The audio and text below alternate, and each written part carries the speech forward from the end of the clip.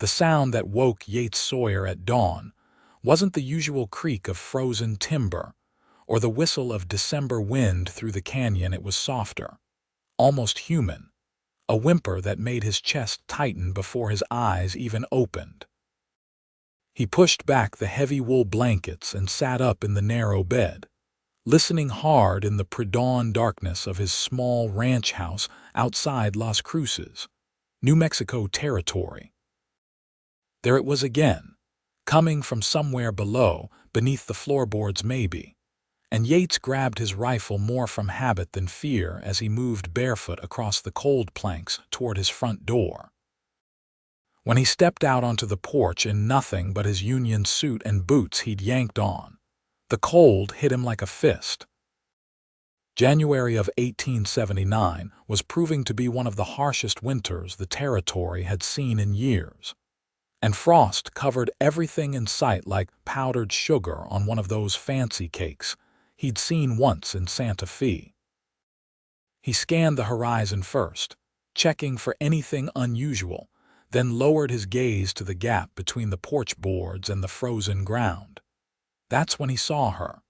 A woman was curled beneath his porch, wedged into the crawlspace like a wounded animal seeking shelter. Her dark hair was matted with ice and dirt, her dress torn in so many places it barely qualified as clothing anymore, and her skin had taken on a grayish pallor that told him she'd been out in the cold far too long.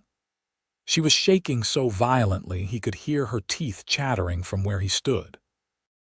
"Madam," his voice came out rougher than he intended, still thick with sleep.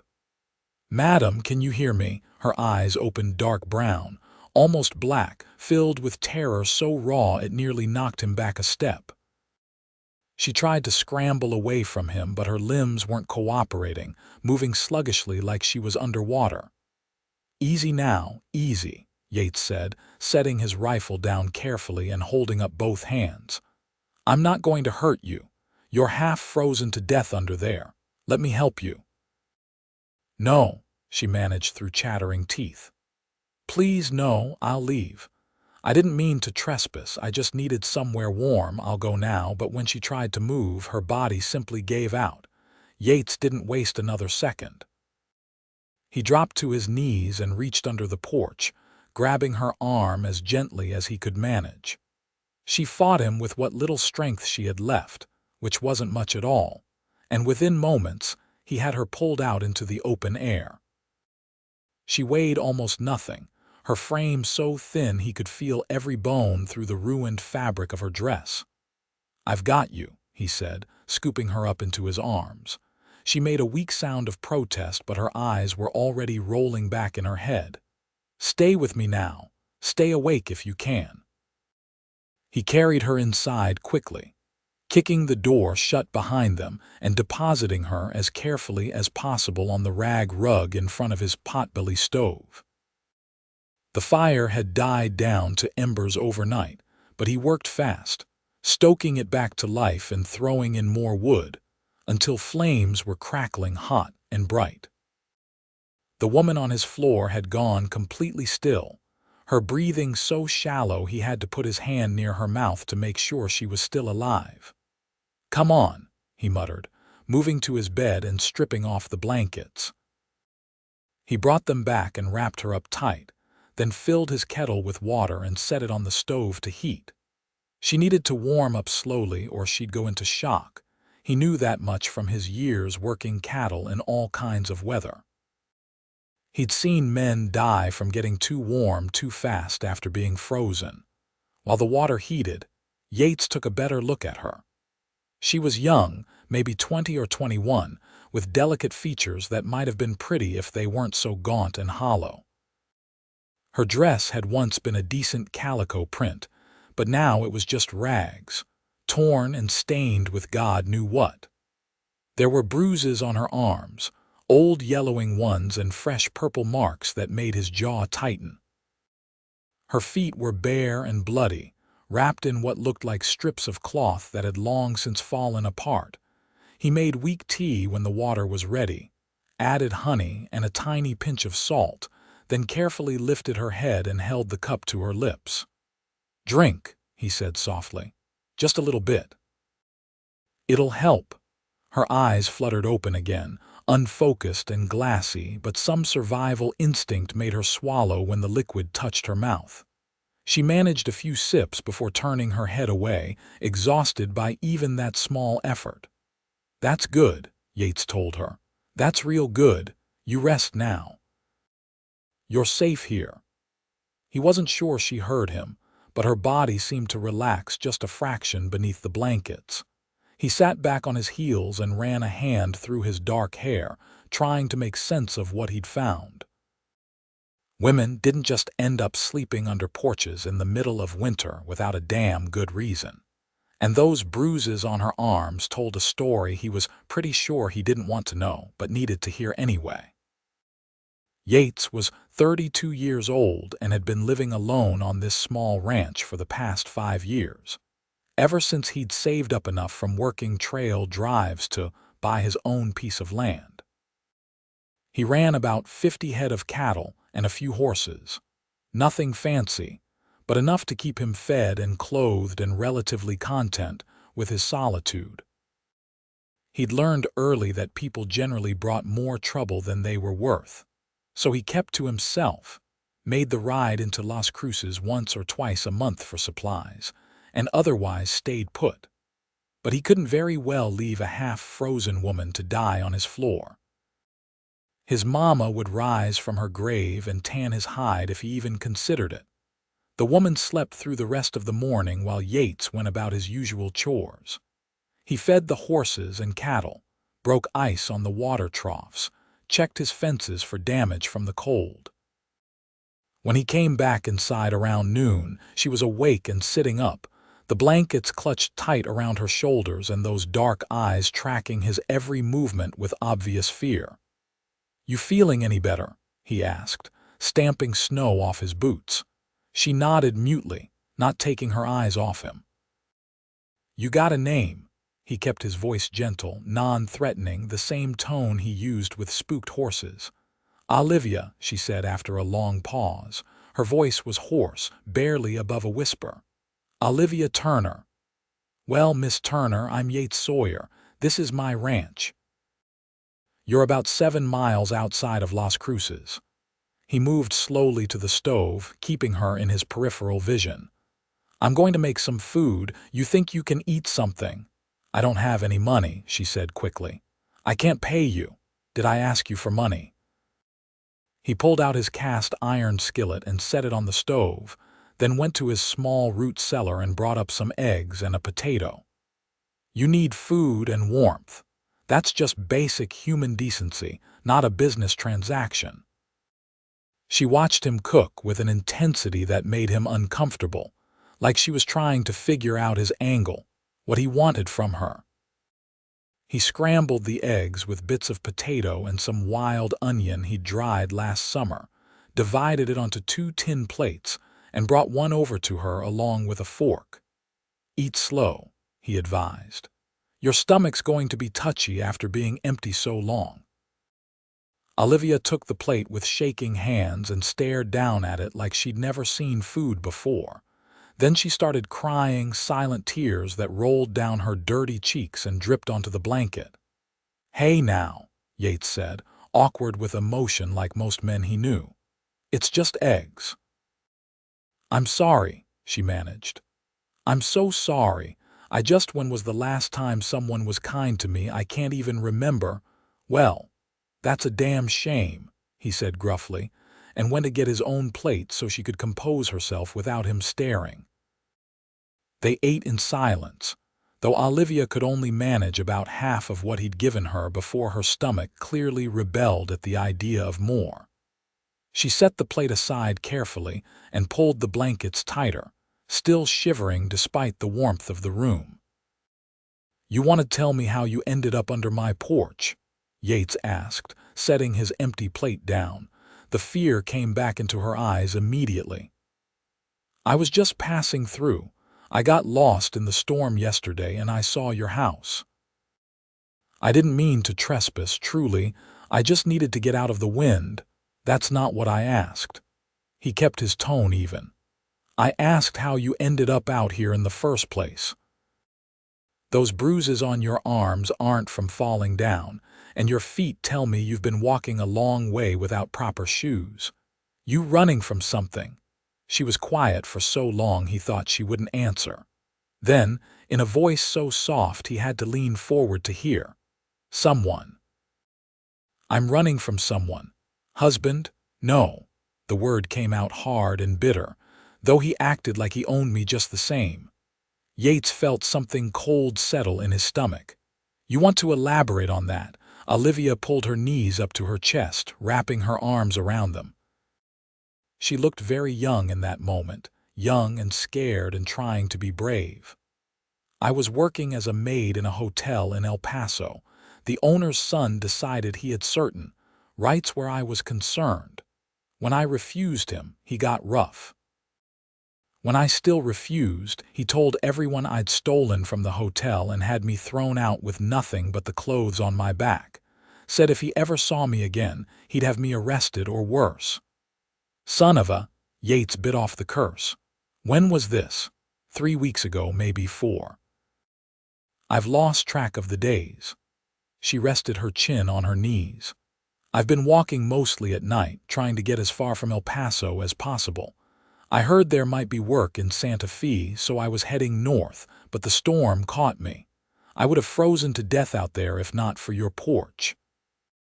And probably would have frozen to death under it if I hadn't found you when I did, Yates pointed out.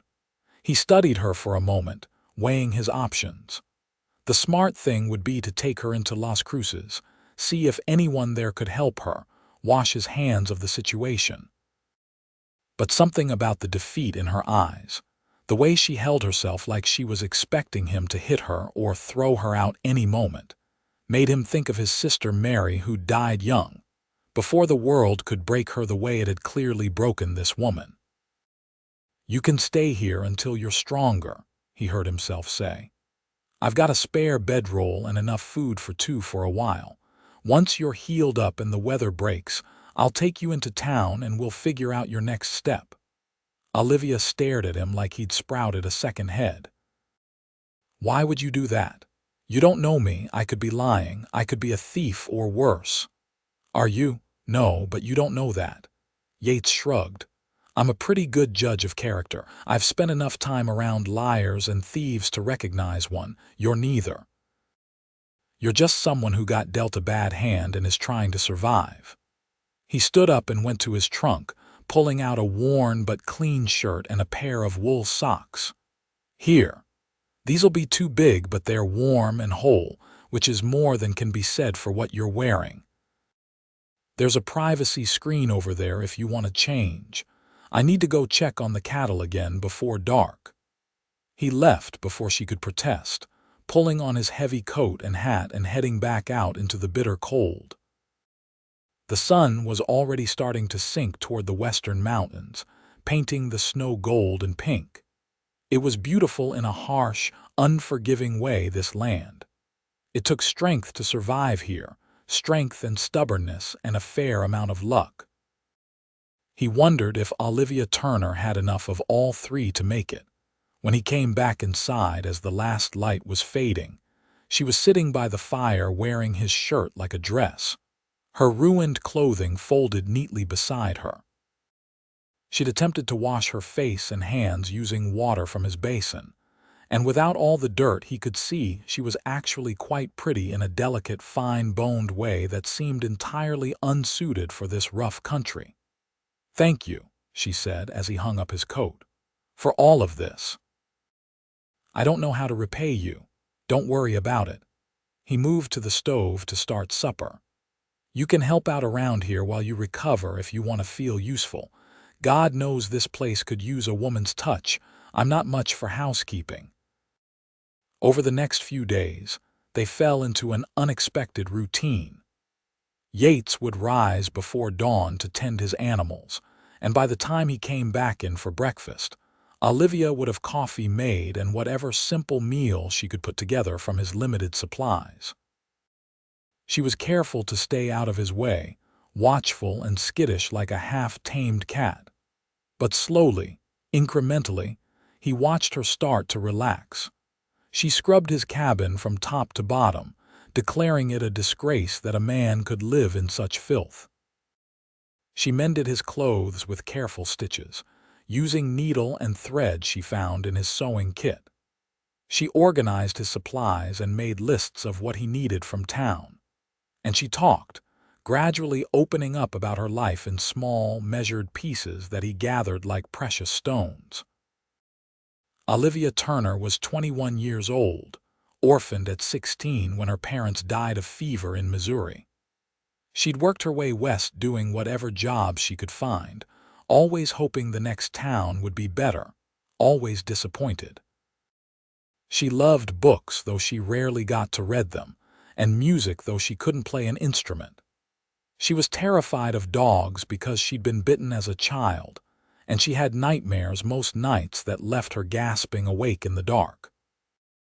Yates found himself looking forward to their meals together, to the sound of another voice in his cabin, to the way she hummed sometimes while she worked. It had been so long since he'd had company that he'd forgotten how good it could feel, how it eased something in him he hadn't even realized was aching. "Tell me about your family," Olivia said one evening as they ate stew she'd made from salt pork and dried beans. "You must have people somewhere." "Had," Yates corrected. "My parents are both gone. Mama died of cholera when I was 15. Pa got thrown from a horse 5 years back and broke his neck. I had a sister, Mary, but she died young. Scarlet fever." "I'm sorry." Olivia's voice was soft with genuine sympathy. "That must have been so hard." "Life's hard," he said with a shrug. "You learn to live with it or you don't. Not much middle ground." "Is that why you're out here alone? Because everyone you loved is gone?" The question was more perceptive than he expected, and it made him uncomfortable in a way he couldn't quite name. "Maybe. Or maybe I just like my own company better than most people's." "I don't believe that," Olivia said. "I think you're lonely, but you've convinced yourself you prefer it that way. It's safer than risking getting hurt again." Yates set down his spoon and looked at her directly. In the firelight, her dark eyes were warm and knowing, and something in his chest did a strange flip. "You think you've got me all figured out after a week?" "No," she said honestly. "But I recognize the look of someone who's built walls around their heart, because I've built the same ones around mine. The difference is, I'm starting to think those walls might not be keeping danger out so much as keeping life out." They stared at each other across the rough wooden table, and Yates felt something shift between them, something that made his breath catch and his pulse speed up. This was dangerous territory they were entering, he knew that. She was vulnerable, dependent on his charity, and he'd be the worst kind of man to take advantage of that. But God help him. He was starting to feel things for Olivia Turner that had nothing to do with charity and everything to do with the way she made his empty cabin feel like a home. "I should clean up," Olivia said, breaking eye contact first and reaching for his bowl. Her cheeks were flushed, and he wondered if she was feeling the same confusing pull he was. "I'll help," Yates offered, standing up. They worked side by side at the wash basin, her washing and him drying, their hands occasionally brushing in ways that felt both accidental and deliberate. The cabin suddenly felt very small and very warm. "Can I ask you something?" Olivia said, not looking at him as she scrubbed a pot. "Sure." "Why haven't you asked me to leave yet? I've been here almost 2 weeks now. I'm well enough to travel, but you haven't said anything about taking me to town." Yates was quiet for a moment, drying the pot with more attention than it required. "Maybe I'm not ready for you to leave yet." She went very still. "Why not? You really need me to say it out loud?" "Yes." She turned to face him, water dripping from her hands. "I need to hear you say it because I'm terrified I'm imagining things, that I'm reading into kindness something that isn't there because I'm pathetic and desperate, and falling for the first man who's treated me like a human being instead of property. "You're not imagining anything," Yates said quietly. He set down the dish towel and took a step closer, giving her plenty of time to move away if she wanted. She didn't. "I like having you here, Olivia. I like talking to you and eating with you and hearing you move around this place. I like the way you've made this cabin feel less like a shelter and more like a home. And I really like the way you look at me sometimes, like maybe you feel the same pull I'm feeling, even though I know this is complicated and probably unwise." And Olivia rose up on her toes and kissed him.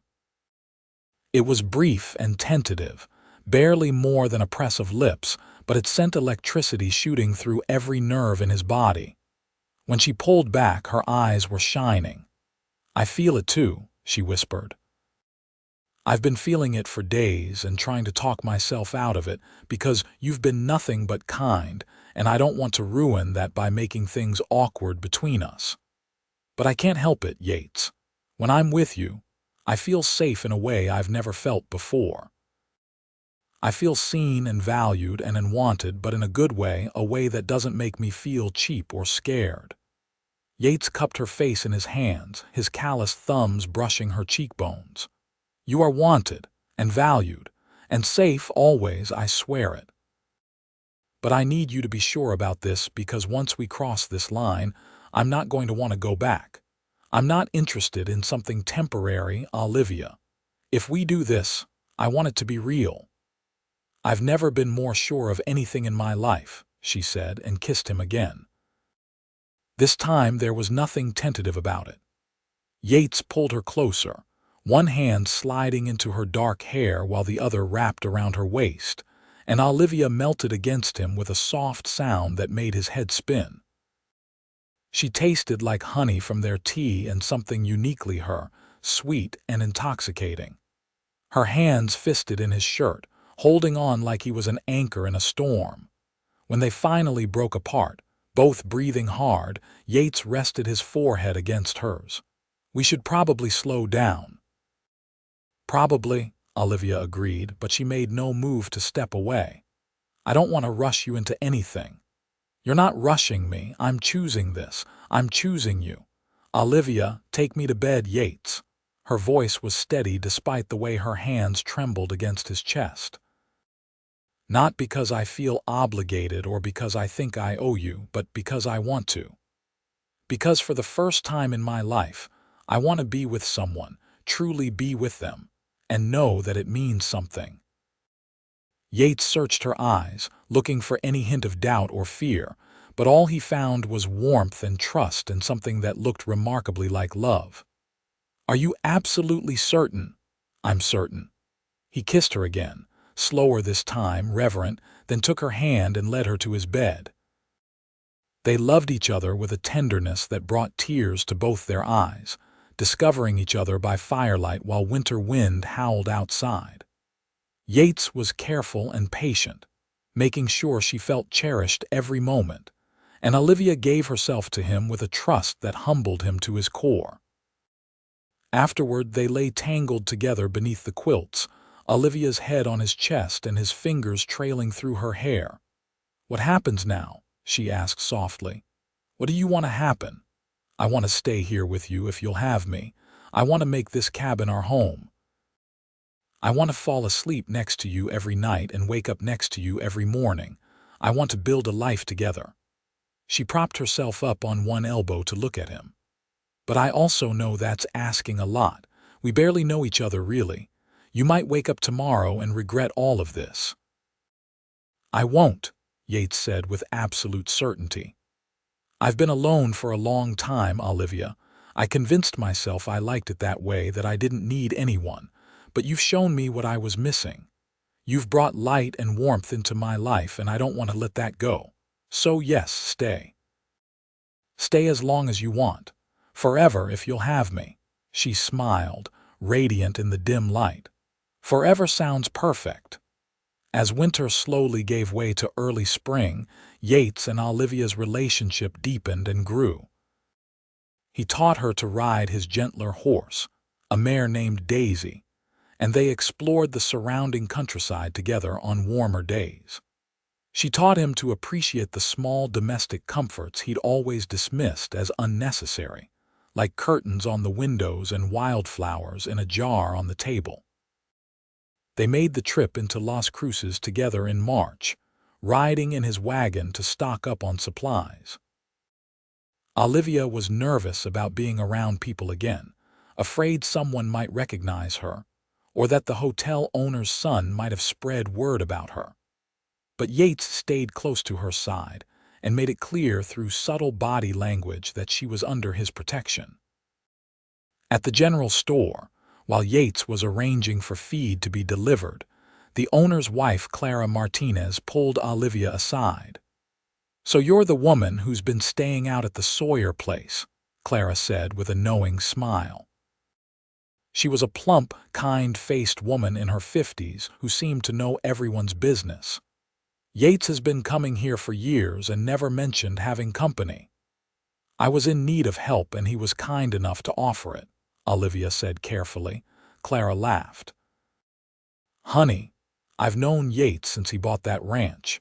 He's a good man, one of the best, but he's not the type to take in strays out of pure charity. The way he looks at you when you're not watching, that's not kindness, that's love. You planning to make an honest man out of him." Olivia felt her face heat. "We haven't really discussed, it's still new, life's too short to wait around for the perfect moment," Clara advised. "Especially out here where anything can happen. If you love him and he loves you, don't let pride or propriety get in the way of happiness. Lord knows there's little enough of it in this world." The word stayed with Olivia during the ride home. She and Yates hadn't talked about marriage, both of them content to simply be together, without worrying about labels or legal arrangements. But she found herself thinking about it more and more, imagining herself as Olivia Sawyer instead of Olivia Turner, having a true family and home instead of always being an outsider looking in. "You're quiet," Yates observed as they neared the ranch. "Something on your mind?" "Clara Martinez thinks we should get married," Olivia blurted out, then immediately wished she could take it back. "I'm sorry, I shouldn't have just said it like that. Forget I mentioned it." But Yates was smiling, that slow, warm smile that made her heart flutter. "You know what? She's right." "What?" He pulled the wagon to a stop and turned to face her fully. "Marry me, Olivia. I know I should probably wait and do this properly, get you a ring and plan some romantic gesture, but I don't want to wait. I love you. I want you as my wife today, tomorrow, forever." "What do you say?" Olivia felt tears spring to her eyes, the good kind this time, tears of joy instead of pain. "Yes," she said. "Yes, absolutely yes." Yates kissed her right there in the wagon seat, not caring who might see, and Olivia kissed him back with all the love and hope and gratitude in her heart. They were married 2 weeks later in a simple ceremony at the small church in Las Cruces, with Clara Martinez and her husband standing as witnesses. Olivia wore a simple blue dress that Clara had helped her make, and Yates wore his best shirt and the string tie his father had given him years ago. The priest blessed their union, and they exchanged simple gold bands that Yates had ordered special from the jeweler, and when he kissed his bride, Olivia felt like her heart might burst from happiness. They celebrated with dinner at the hotel restaurant, the first time Olivia had eaten anywhere so fancy, then rode back to their ranch now. Yates insisted as husband and wife. That night, they loved each other with even more passion and tenderness than before, the knowledge that they belonged to each other completely adding new depth to their intimacy.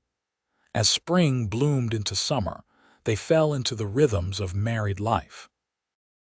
Olivia proved to be a quick learner and a hard worker, helping with the cattle and horses when she was needed and maintaining their home with care and pride when she wasn't. She planted a garden behind the cabin, growing vegetables and herbs, and spent hours planning improvements they could make to the property. Yates found himself happier than he'd ever been, even during his childhood when his family was whole. Every morning he woke up next to Olivia was a blessing.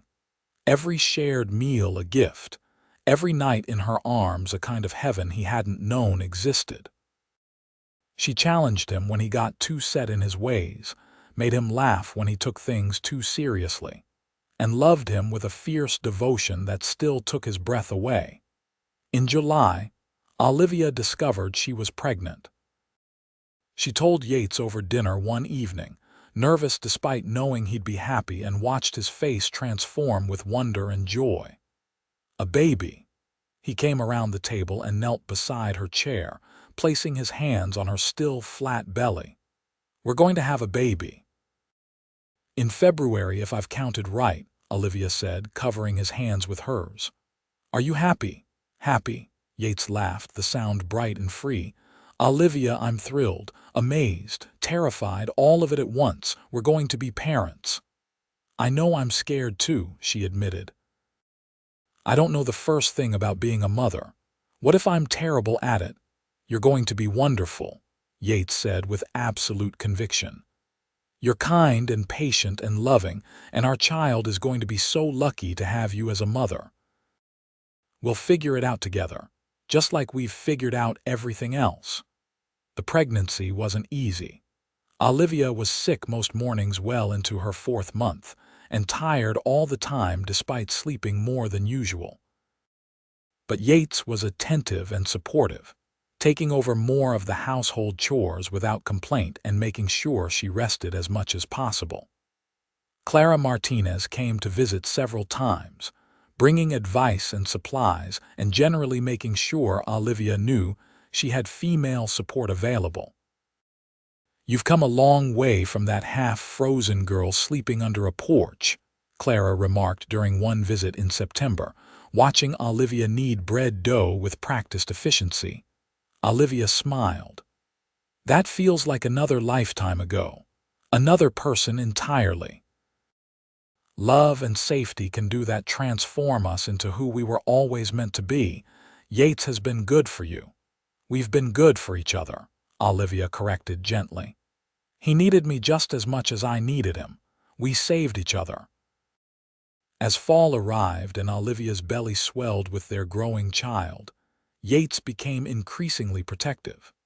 He didn't like her doing heavy work, worried constantly about her health, and started making plans to hire help for the spring so she wouldn't have to work so hard after the baby came. "I'm pregnant, not made of glass," Olivia pointed out one afternoon when he insisted she sit down instead of helping him mend a fence.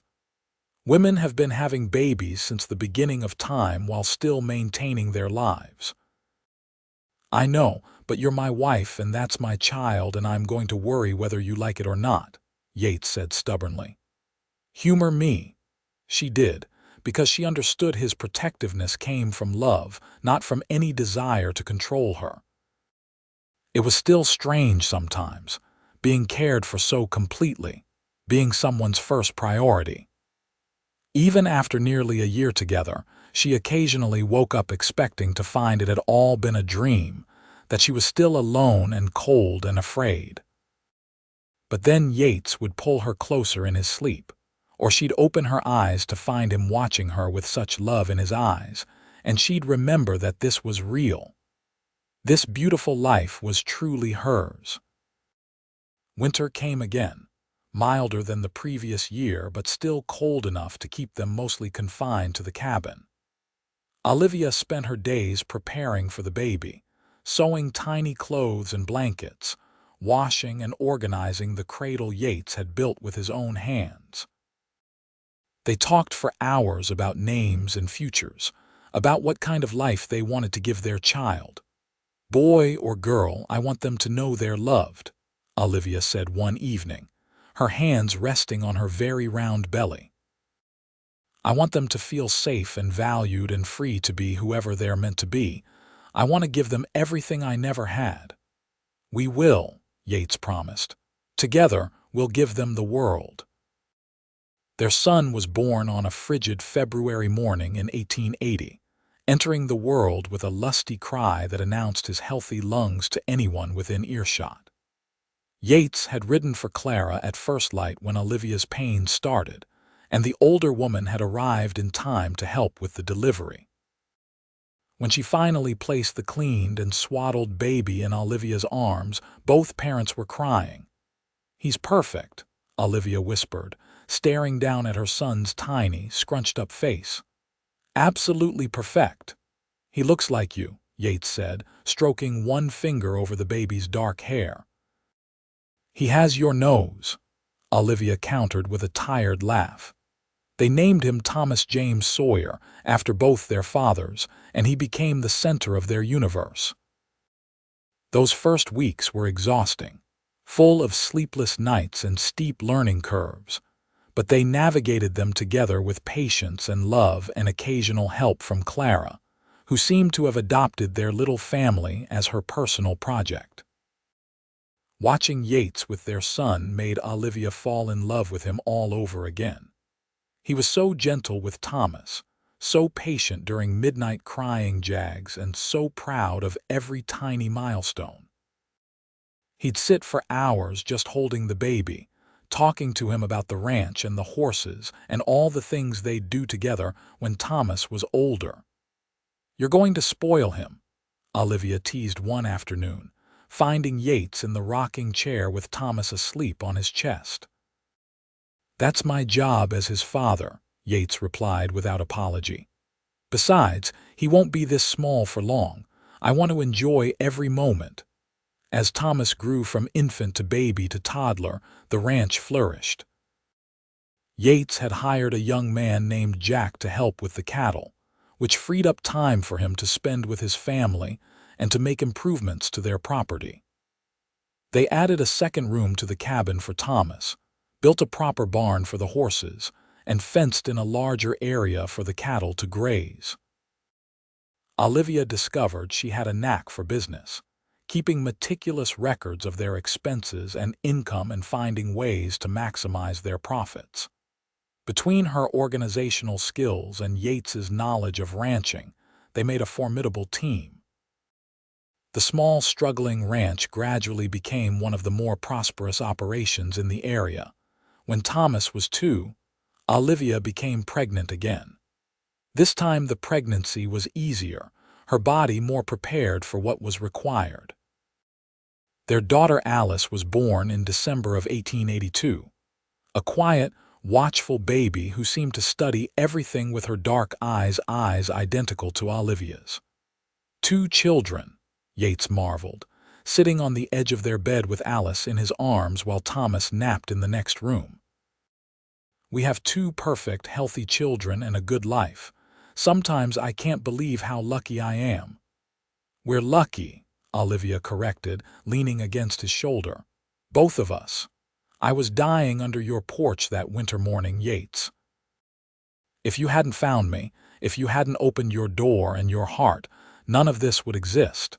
You saved my life in every way a person can be saved." "You saved mine too," he said quietly. "I was just going through the motions before you came, working and eating and sleeping but not really living. You showed me what life could be when you have someone to share it with.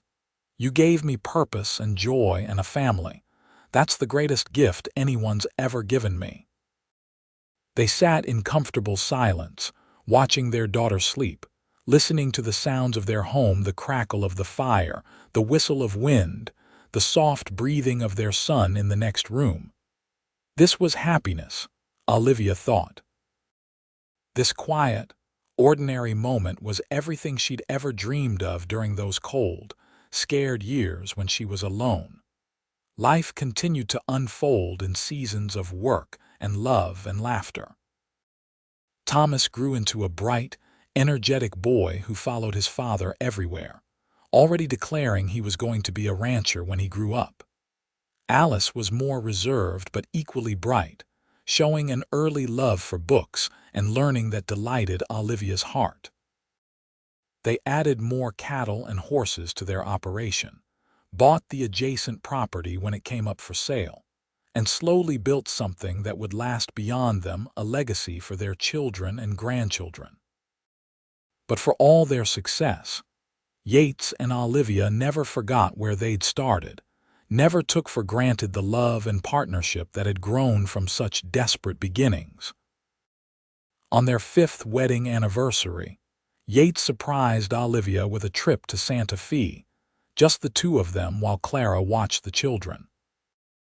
They stayed in a fine hotel, ate at expensive restaurants, and spent 3 glorious days simply enjoying each other's company without the constant demands of ranch life and parenthood. "Thank you for this," Olivia said on their last evening, sitting beside Yates on a bench overlooking the plaza. "It's been wonderful to have you all to myself for a few days." "You have me all to yourself every day," Yates pointed out. "You know what I mean. Without worrying about children or cattle or 100 other things, just us, like it was in the beginning." Yates took her hand, lacing their fingers together. "Do you ever regret it? The life we've built? Sometimes I worry that you gave up too much, that you might have wanted something different if circumstances hadn't forced you under my porch that night." Olivia turned to look at him directly, making sure he could see the truth in her eyes. "I have never regretted a single moment with you, Yates Sawyer. Not one. My life before you was cold and lonely and hard. You showed me what love looks like, what a true partnership means. You gave me safety and respect and a voice in my own life. You gave me children and a home and a future I never dreamed was possible. How could I ever regret that?" "I love you," Yates said, the words carrying the weight of 5 years of marriage and every moment that had led them to this point. "More today than yesterday, more tomorrow than today." "I love you too," Olivia replied, "forever and always." They kissed there in the plaza as the sun set behind the mountains. Two people who had found each other against all odds and built something beautiful from the ashes of their separate pasts. The years continued to pass in a rhythm of seasons and celebrations. Thomas turned 10, then Alice turned 8, and suddenly Yates and Olivia found themselves parents of near adolescents rather than small children. Thomas was the spitting image of his father, tall and lanky with the same dark hair and serious eyes, while Alice looked like her mother but had her father's steady temperament. They surprised everyone by having a third child when Olivia was 33 and Yates was 44. Little Samuel arrived in the spring of 1891, another boy with a sunny disposition that contrasted sharply with his more serious siblings. His arrival seemed to rejuvenate the entire family, giving Thomas and Alice someone to dote on and reminding their parents of those early days when it was just the 3 of them learning to be a family. "We're getting too old for this," Yates groaned one night after walking Samuel around the cabin for an hour trying to get him to sleep. "Speak for yourself," Olivia said with a tired laugh. "Though I'll admit, I'd forgotten how exhausting newborns are." "Worth it, though," Yates said, finally settling Samuel into his cradle. The baby's eyes were drooping, tiny fists unfurling as sleep claimed him. "Every sleepless night, every worry, every moment of exhaustion worth it to have this, to have all of you." The ranch continued to prosper under their joint management. They were now running over 200 head of cattle and breeding horses that were gaining a reputation for quality throughout the territory. New Mexico had achieved statehood in 1896, and with it came more opportunities for trade and expansion. They'd built a larger house to accommodate their growing family, though Olivia insisted on keeping the original cabin as a guest house, unable to part with the place that had witnessed the beginning of their love story. Thomas, now 19 and fully grown, worked the ranch alongside his father and had started courting a girl from town, much to Alice's delight and Olivia's mixture of pride and melancholy. Her oldest child, the baby she'd held close during those uncertain early days, was becoming a man with a life of his own. Alice at 17 was planning to attend the Teachers' College in Santa Fe, determined to pursue education, despite the unconventional nature of her ambition. Samuel at 7 was still young enough to be fully theirs, following his mother around the house and helping with chores in his enthusiastic, if not always helpful way. On a cool December evening in 1898, nearly 20 years after that fateful winter morning, Olivia and Yates sat together on the porch of their home, wrapped in blankets and watching the sunset paint the mountains gold and red. The children were inside, Thomas and Alice bickering good-naturedly over something while Samuel's laughter rang out bright and clear. "You remember the first time we sat out here together?" Olivia asked, leaning into Yates's warmth. "You'd made me tea and wrapped me in blankets, and I was so scared I could barely speak. I remember thinking you looked like you'd shatter if I breathed wrong," Yates recalled. "You were all sharp edges and fear, ready to run at the slightest provocation. And you were so patient with me. So kind, even though you had every reason to be suspicious or wary. You saw past what I was and recognized what I could become, given the chance." Yates pressed a kiss to the top of her head. "You gave yourself the chance. I just provided the safe space for you to heal and grow. Everything you've become, everything we've built, that's because of your strength and resilience and refusal to let your past define your future." "We did it together," Olivia insisted, as she always did when he tried to give her all the credit.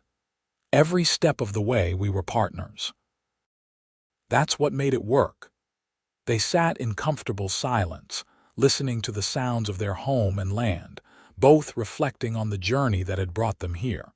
So much had changed since that December morning in 1878. They'd gone from strangers to lovers to partners to parents, building a life neither had dared dream possible in those early uncertain days. The front door opened, and Samuel came bounding out, apparently escaping from his older siblings. He wedged himself between his parents with the unself-conscious affection of childhood, and Yates and Olivia adjusted to make room, wrapping him in their shared blanket. "Tell me the story again," Samuel demanded, as he often did, "about how you and Mama met."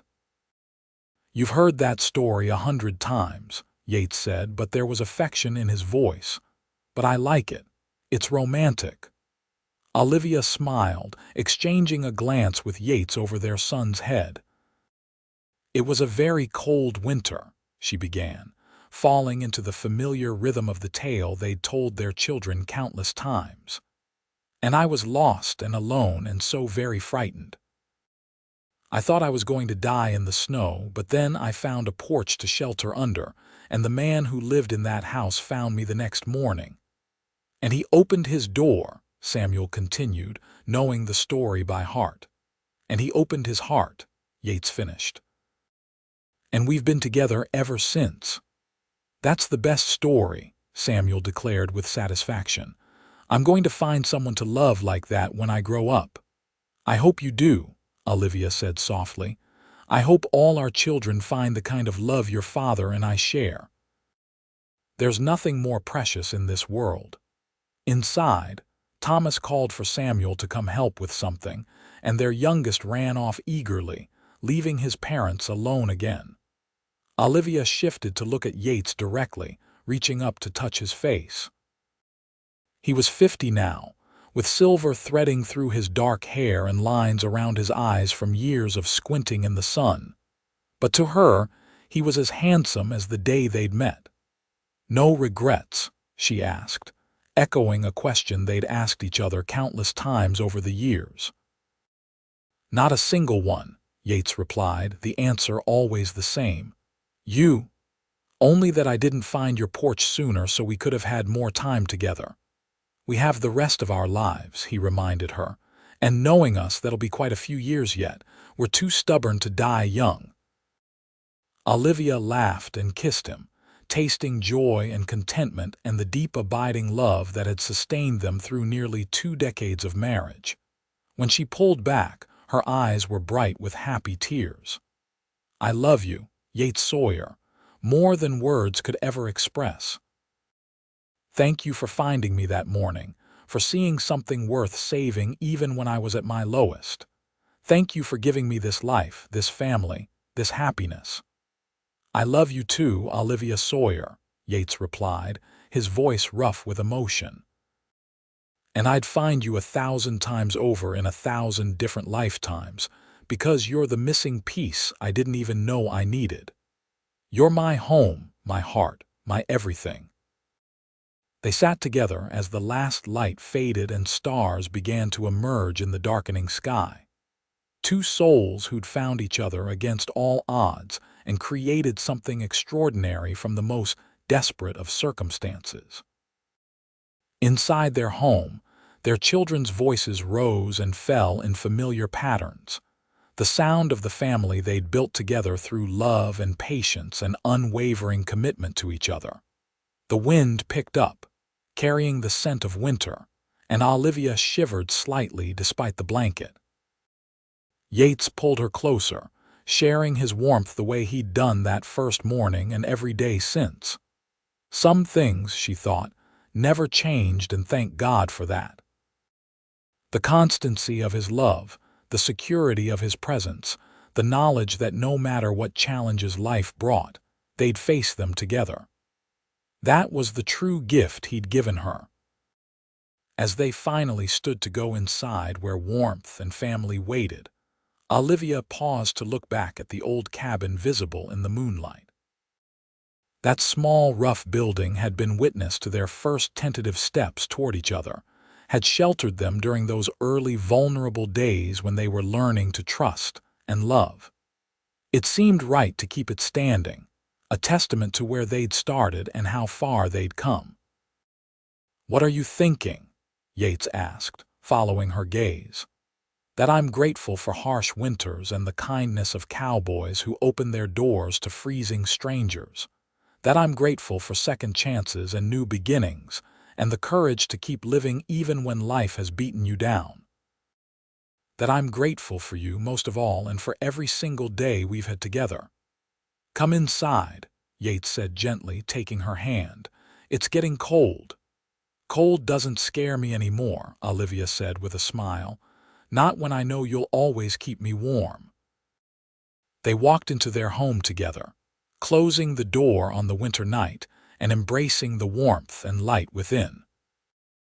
Behind them, the old cabin stood silent and dark, keeping its secrets and memories, a monument to the love story that had begun beneath its porch on the coldest morning of winter nearly 20 years ago. Years continued to unfold with their customary mix of joy and sorrow, triumph and challenge. Thomas married his sweetheart Sarah in a beautiful ceremony in the spring of 1900, and Yates and Olivia became grandparents when their first grandchild, a healthy boy named Yates Jr., was born the following year.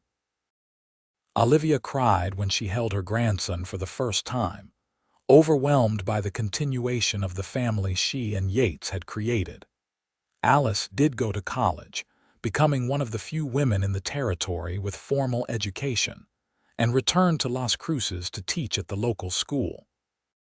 She remained unmarried by choice, dedicated to her students and her independence, and Olivia was fierce in her defense of her daughter's right to choose her own path. Samuel grew into a quiet, thoughtful young man with his father's steady temperament and his mother's compassionate heart. He showed little interest in ranching, preferring books and learning, and eventually attended university to study law. Yates and Olivia supported all their children's choices, having learned that love meant allowing people to become who they were meant to be rather than who you wanted them to be. The ranch continued to thrive, now managed primarily by Thomas with occasional input from Yates, who at 61 was content to step back and let the younger generation take the lead. He and Olivia spent more time simply enjoying each other's company, taking long rides across their land, reading together in the evenings, visiting with their growing collection of grandchildren. On their 25th wedding anniversary in 1904, their children threw them a party that brought together everyone who'd been part of their journey. Clara Martinez, now in her 80s but still sharp as a tack, gave a speech about how she'd known from the first moment she saw them together that they were meant to be. Friends and neighbors shared stories and memories, celebrated the couple who'd become pillars of their community through hard work and genuine kindness. But the moment Olivia treasured most came that night, after the party ended and the guests departed, when she and Yates returned to the old cabin where it had all begun. They'd kept it furnished with the original bed and table, maintaining it exactly as it had been during those early days. They stood in the middle of the small room, remembering. "I was terrified of you at first," Olivia admitted, laughing at the memory. "This big, gruff cowboy who'd found me at my absolute worst. I kept waiting for you to demand payment of some kind for your kindness." "And I was terrified of you," Yates countered. "This beautiful, broken woman who looked at me like I might save her or destroy her, and I had no idea which one I'd end up doing.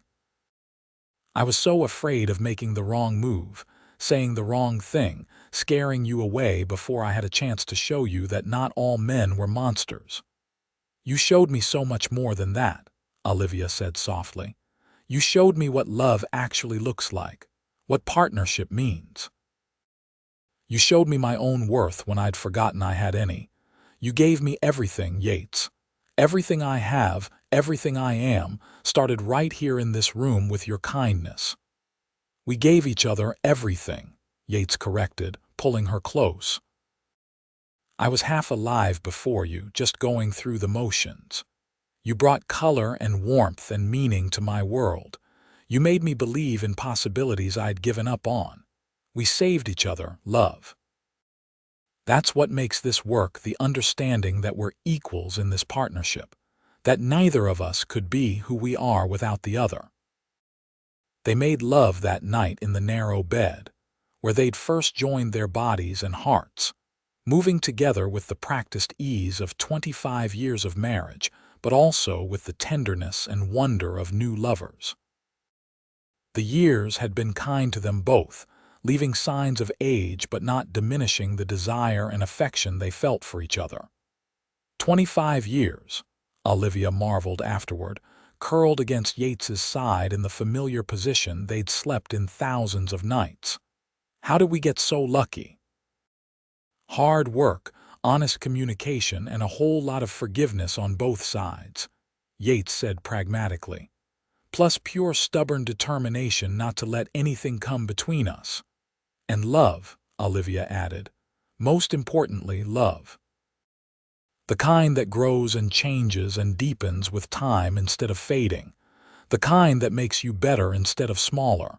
The kind that's worth fighting for every single day. That too, Yates agreed, pressing a kiss to her forehead. Definitely that too. As they drifted off to sleep in the cabin where their story began, wrapped in each other's arms and surrounded by memories both bitter and sweet, both felt the deep contentment of lives well lived and love fully realized. Whatever years remained to them, and they hoped for many more, would be faced the same way they'd faced everything since that cold December morning. Together, partners in every sense of the word, committed to each other above all else. The seasons continued their eternal cycle. More grandchildren came, filling their home with noise and laughter and the beautiful chaos of family. They watched their children raise families of their own, pass down the values they'd learned, build their own legacies. They saw New Mexico grow and change. The wild frontier gradually tamed into something more civilized, though never entirely domesticated. Through it all, the joys and sorrows, the triumphs and losses, The ordinary days and extraordinary moments, Yates and Olivia remained each other's constant. On good days, they celebrated together. On hard days, they supported each other. Always, always, they chose each other, chose love, chose the partnership they'd forged from desperation and kindness all those years ago. When Olivia was 52 and Yates 63, they took another trip to Santa Fe, this time accompanied by Samuel, who was visiting from Albuquerque, where he'd established a successful law practice. Over dinner at the same restaurant where they'd celebrated their 5th anniversary, Samuel raised his glass in a toast. "To my parents," he said warmly, "who taught me through their example what love and commitment truly mean. You built something remarkable together, not just in property and prosperity, but in the family you created and the lives you've touched. I'm proud to be your son, and I hope that someday I find someone who looks at me the way you two still look at each other." "You will," Olivia assured him, reaching across the table to squeeze his hand. "When the right person comes along, you'll know. Your father and I met under the most unlikely circumstances, at the worst possible time in my life, and somehow we made it work because we were willing to take a chance on each other. Love requires courage, Samuel. The courage to be vulnerable, to trust, to keep choosing the other person even when it's hard. But when you find the right person, that courage pays dividends beyond anything you can imagine." They talked late into the night about love and life and the future. 3 generations of perspective blending together in comfortable conversation. When they finally retired to their hotel rooms, Yates and Olivia lay awake talking as they so often did. The intimacy of shared thoughts, as important to them now as physical intimacy, had been in their younger years, though they certainly hadn't given that up either. "I hope Samuel finds someone wonderful," Olivia said, staring up at the ceiling. "All our children deserve the kind of happiness we've found." "They're all doing well, though," Yates pointed out. "Thomas has Sarah and a house full of kids and the ranch he's always wanted. Alice has her students and her independence and seems genuinely content. And Samuel has his career and his principles and plenty of time to find the right partner. We raised them well, love. They're good people living good lives. Because they had you as their father," Olivia said firmly. "You showed our sons how to be good men who respect women and treat them as equals. You showed our daughter that she didn't have to settle for less than she deserved, that her dreams mattered just as much as any man's. Everything good in our children comes from you." "Everything good in our children comes from both of us," Yates corrected. "Stop trying to give me all the credit. You're the one who taught them compassion and kindness and resilience. You're the one who made our house a home where they always felt safe and loved. You're the one who encouraged their dreams even when they seemed impractical or unconventional. We're a team, remember? We've always been a team." Olivia smiled in the darkness, comforted as always by his steady presence and unwavering partnership. "We make a good team." "The best," Yates agreed, pulling her closer. "Now get some sleep. We've got a long ride home tomorrow."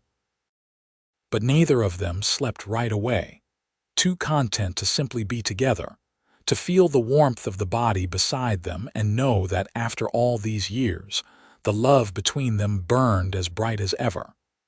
Some things, they'd learned, only got better with age, and their love was definitely one of them.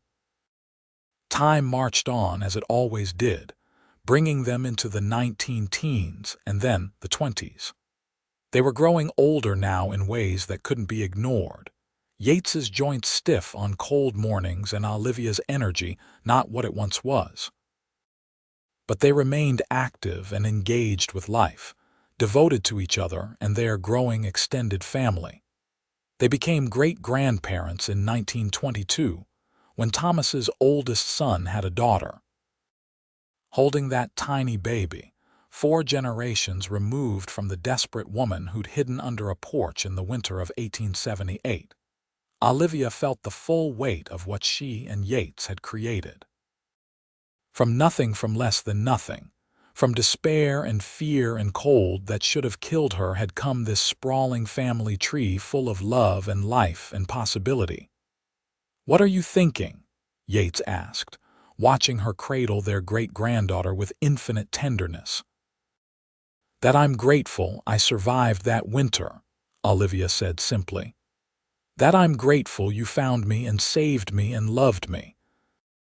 That every person in this room," she gestured to where their children, grandchildren, and now great-grandchildren filled Thomas and Sarah's home, "exists because a cowboy opened his door and his heart to a stranger 44 years ago. That's quite a legacy, Yates Sawyer." "The best legacy," he agreed, his voice thick with emotion. "Not the land or the cattle or the property we've accumulated, but this. These people who carry our love forward into the future. This is what matters." They celebrated their 45th anniversary in March of 1924 with a quiet dinner at home, just the two of them. They'd had enough big parties over the years, and now preferred intimate celebrations that allowed them to focus on what was truly important: each other. Over roast chicken and Olivia's famous potatoes, they reminisced about their years together, laughing at old memories and marveling at how quickly the time had passed. Olivia was 66 now, Yates 77, both showing their age but still vital and engaged with life. They'd been blessed with good health and good fortune, and they tried never to take either for granted. "If you could go back and change anything," Yates asked over dessert, "what would it be?" Olivia considered the question seriously. "I'd arranged to find your porch sooner, so we'd have had more years together. But I wouldn't change a single thing about our time together, Yates. Not the hard parts, not the struggles, nothing. Every moment has brought us here to this life we've built. I wouldn't risk changing any of it. I'd make sure you never suffered a single moment of cold or fear or pain," Yates said quietly. "I'd protect you from every hardship you endured before you found me. But you're right, those experiences shaped you into the strong, compassionate woman you are. And I love every part of you, including the scars from battles fought before we met." They moved to the living room after dinner, sitting together on the sofa in front of the fireplace. Outside, an early spring storm was blowing in, rain beginning to patter against the windows. They'd weathered so many storms together, both literal and figurative, that the sound was almost comforting now. "You ever think about what comes next?" Olivia asked quietly. "After," she didn't have to specify after what. At their age, mortality was a constant companion, no longer something distant and abstract but increasingly present and real. "Sometimes," Yates admitted, "but I try not to dwell on it. I figure we'll face death the same way we've faced everything else together, holding each other's hands, not afraid because we're not alone. And I believe we'll find each other again on the other side, build another life in whatever comes next. Love like ours doesn't end just because our bodies give out. Promise me something," Olivia said, turning to look at him directly. "If I go first, don't you dare give up on life. Keep living, keep engaging with our family, keep finding joy where you can. I won't rest easy if I think you're just sitting around waiting to die so you can join me." "Same goes for you," Yates said firmly. "If I go first, which is more likely given our ages, you keep living. You've got too much love to give and too much life still to live. Promise me." "I promise," Olivia said. "Though I hope we go together in our sleep, very old and very content. Just drift off one night and not wake up still holding hands." "That would be ideal," Yates agreed. "But life rarely gives us ideal scenarios. Whatever happens, though, I want you to know that loving you has been the greatest honor and privilege of my life. Every single day with you has been a gift.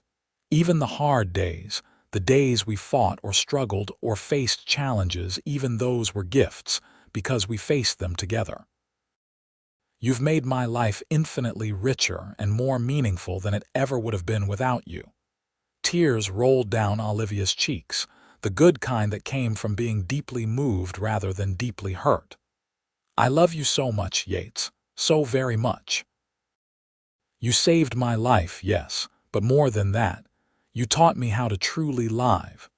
You showed me that I deserved love and respect and partnership. You gave me confidence and purpose and the most beautiful family anyone could ask for. Every happiness I've known has its roots in that December morning when you opened your door and saw something worth saving in a frozen, frightened stranger. They held each other close, two people who'd loved each other well for 45 years and intended to keep doing so for as many years as they were granted. The rain continued outside, the fire crackled warmly, and in that perfect moment they had everything they needed each other. The months passed quietly after that, settling into the gentle rhythms of their later years. They spent mornings on the porch watching the sun rise over their land, afternoons reading or receiving visitors, evenings talking by the fire. Their children visited regularly, bringing grandchildren and great-grandchildren for them to spoil. They attended church on Sundays and town events when they felt up to it, but increasingly they were content with their own company and the peace of their home. On a warm September evening in 1925, after a particularly lovely day spent with family celebrating Samuel's 40th birthday, Yates and Olivia retired early. They lay in their bed, the same bed they'd shared for over 4 decades, though they'd replaced the mattress several times, holding hands and talking quietly about nothing in particular. "Happy?" Yates asked, a question he'd posed thousands of times over the years. "Deliriously," Olivia answered, her standard response. "You? More than I ever dreamed possible," he replied, bringing her hand to his lips for a gentle kiss. They fell asleep that way, fingers intertwined, breathing in sync, two hearts that had beaten as one for so long they'd forgotten how to be separate. And though neither of them knew it would be their last conversation, it was fitting that their final words to each other were expressions of love and contentment, a perfect ending to a remarkable love story. Yates passed peacefully in his sleep that night, his heart simply stopping after 78 years of faithful service. Olivia woke at dawn to find him gone, and though grief crashed over her like a wave, there was also a strange sense of peace. He'd lived a full, rich life surrounded by love. He died without pain in his own bed, holding the hand of the woman he'd loved for nearly 5 decades. There were worse ways to go. She sat with him for a long time, memorizing his face one last time, thanking him for everything he'd been and everything he'd given her. Then she rose and began the difficult task of telling their family, of planning the funeral, of moving forward into a life without her partner. It was the hardest thing she'd ever done, harder even than those desperate days before she'd found his porch. Because now she knew what she was losing, understood the magnitude of what Yates had meant to her life. The world felt dimmed somehow, less vibrant without him in it, but she kept her promise. She didn't give up on life or withdraw from the family they'd built. She continued to attend gatherings and celebrate milestones, to offer wisdom and love to her descendants, to find moments of joy even in her grief. She moved into town to be closer to Alice, the two women finding comfort in each other's company, and stayed active in her church and community. She lived for 3 more years, years filled with both sorrow for what she'd lost and gratitude for what she'd had. She told stories about Yates to anyone who would listen, keeping his memory alive and vibrant. She made sure their great-grandchildren and great-great-grandchildren knew about the cowboy who'd saved a frozen woman and the love that had grown from that moment of kindness. On a cold December morning in 1928, exactly 50 years after that fateful day when Yates had found her under his porch, Olivia Turner Sawyer passed away peacefully in her sleep. She was 70 years old, surrounded by family in the house she shared with Alice. Her last words, spoken the evening before, were about Yates and how much she was looking forward to seeing him again. They buried her beside him on the hill overlooking their ranch, beneath a large cottonwood tree they'd planted together decades earlier.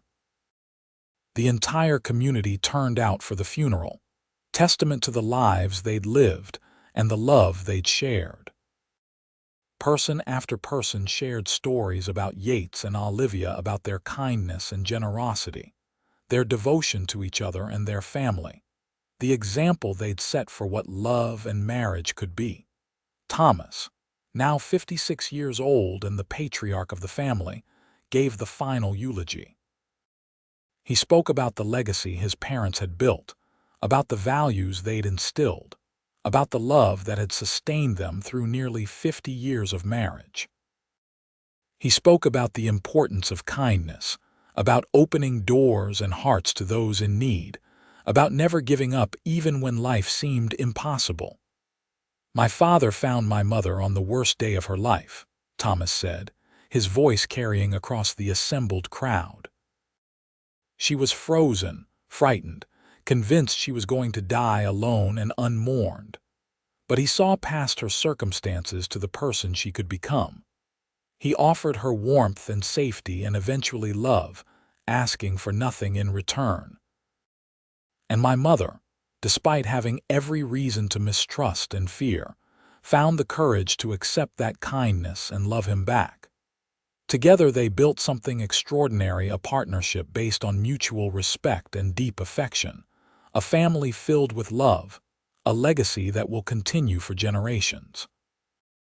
We are all here today because a cowboy opened his door and his heart 50 years ago. We are all better people because we had Yates and Olivia Sawyer as our examples of how to love and live well. They're together again now, holding hands and watching over us all. And their love story, that beautiful, improbable love story, will be told for generations to come, reminding us all that kindness matters, that love can heal even the deepest wounds, and that sometimes the worst moments of our lives can lead to the very best.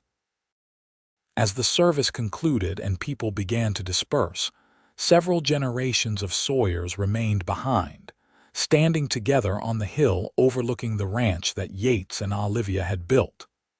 They talked about their memories of the couple, about the lessons learned and love shared. And they made promises to each other to carry forward the legacy, to love as completely and honestly as Yates and Olivia had, to never forget the power of opening doors and hearts to those in need. The old cabin still stood on the property, carefully maintained by Thomas as his mother had wished. It had become something of a shrine to his parents' love story, a place where family gathered to feel close to Yates and Olivia and remember where it all began. Inside, the original bed and table remained, along with photographs and mementos from their long life together. On the mantel sat a framed piece of paper with words Olivia had written years earlier, a love letter to Yates that he'd treasured until his death. "My dearest Yates, 50 years ago today, you saved my life in every way a person can be saved. You opened your door to a frozen stranger and your heart to a broken woman. And in doing so, you gave me everything: warmth, safety, family, purpose, and most precious of all, love. Every happiness I've known, every joy I've experienced, every moment of peace and contentment has its roots in that December morning when you saw something worth saving beneath your porch. Thank you for choosing me, day after day, year after year. Thank you for your patience and kindness and unwavering support. Thank you for building this beautiful life with me. I love you more than words can express, more than actions can demonstrate. You are and always will be the other half of my soul, the best part of my heart, my forever home. All my love, always and eternally, your Olivia. The sun set over the New Mexico landscape, painting everything in shades of gold and red, the colors of warmth and love and enduring devotion. And though Yates and Olivia Sawyer were gone from this earth, their love remained in the land they'd nurtured, the family they'd raised, the community they'd served, and most importantly, in the hearts of everyone who'd been touched by their remarkable story of two broken people who found each other at exactly the right moment and loved each other completely until their very last breaths. Their great-great-grandchildren would tell the story to their children and grandchildren, keeping alive the memory of the cowboy and the woman he'd found under his porch one frozen December morning, and the love that had blossomed from that desperate moment into something eternal. And in those retellings, Yates and Olivia would live forever, a testament to the transformative power of kindness, the healing strength of love, and the beautiful truth that sometimes our darkest moments lead us to our greatest blessings.